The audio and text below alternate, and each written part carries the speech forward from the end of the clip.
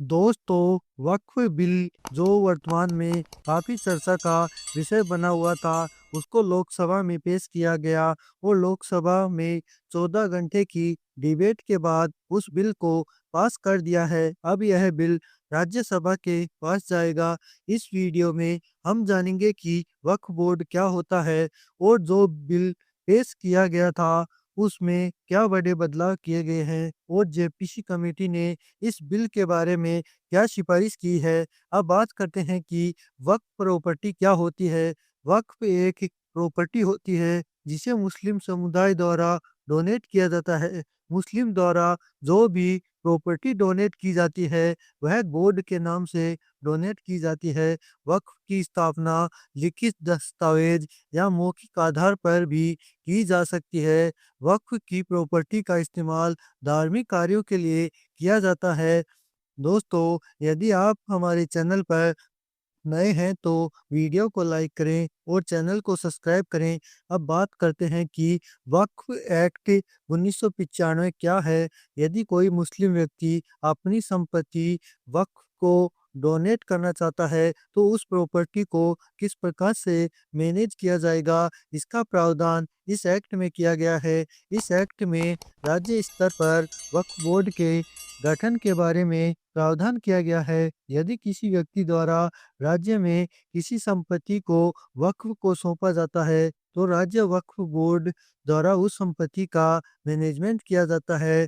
अब हम वक्फ amendment bill 2025 के बारे में बात करेंगे। अब इस बिल का मुख्य उद्देश्य वक्फ संपत्तियों की प्रशासन और प्रबंध में उत्पन्न होने वाली समस्याओं का समाधान करना है। इस बिल के माध्यम से वक्फ संपत्तियों को आधुनिकीकरण से नियंत्रण किया जाएगा और नियंत्रण की प्रक्रिया में पारदर्शिता अपनाई जाएगी। यह बिल 2 अप्रैल 2025 को पुनः लोकसभा में पेश किया गया था। इस बिल का मुख्य उद्देश्य है कि वक्फ प्रॉपर्टी का सामुदायिक कल्याण के लिए किस प्रकार से प्रयोग किया जाएगा। लोकसभा में इस बिल को पास कर दिया गया है। वक्फ अमेंडमेंट बिल के पक्ष में 288 तथा विपक्ष में 232 मत किए गए। यह बिल पिछली साल 9 अगस्त 2024 को लोकसभा में पेश किया गया था। इस बिल को लेकर विपक्ष द्वारा काफ़ी आलोचना की गई थी। इसी को देखते हुए जेपीसी कमेटी बनाई गई थी।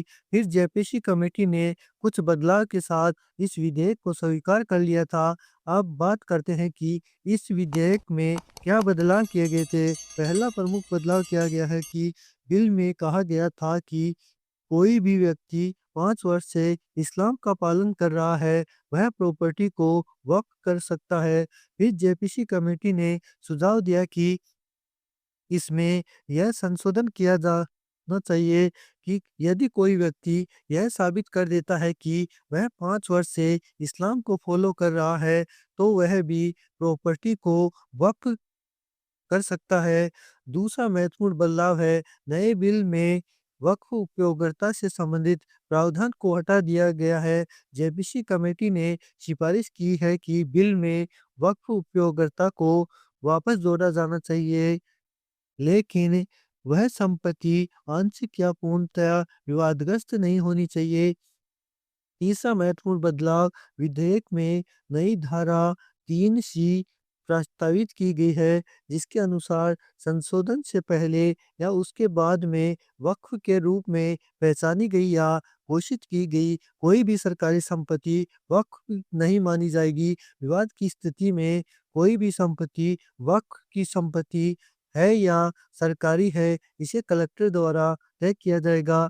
जेपीसी ने इस सिफारिश को स्वीकार कर लिया है और जेपीसी कमेटी ने कहा कि हमें इस संबंध में कड़ी आपत्ति प्राप्त हो रही है कि कलेक्टर को यह अधिकार नहीं देना चाहिए कि वह तय करे कि कोई संपत्ति सरकारी संपत्ति है या वक्फ के है।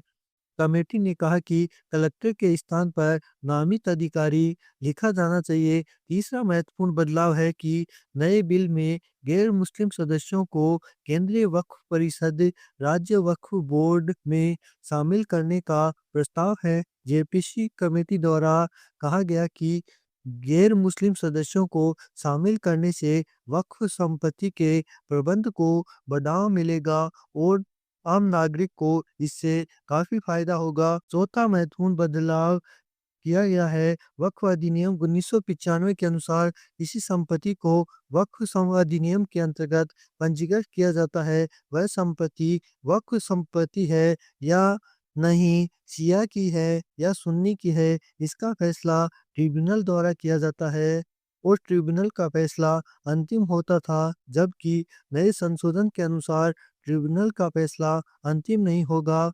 उसकी 2 साल के भीतर अपील की जा सकेगी। जेपीसी कमेटी ने कहा कि उच्च न्यायालय में अपील करने के प्रावधान करने की वजह से बोर्ड के पास जो भी मामले लंबित चल रहे हैं, उनके जल्द ही निस्तारण होंगे, क्योंकि वक्फ बोर्ड के पास वर्तमान में 19,207 मामले पेंडिंग चल रहे हैं। समिति ने सुझाव दिया कि वक्फ बोर्ड की संरचना में संशोधन की आवश्यकता है। दोस्तों, ऐसे ही इंटरेस्टिंग वीडियो देखने के लिए वीडियो को लाइक करें, शेयर करें और हमें कमेंट करके अवश्य बताएं कि यह संशोधन सही है या गलत है।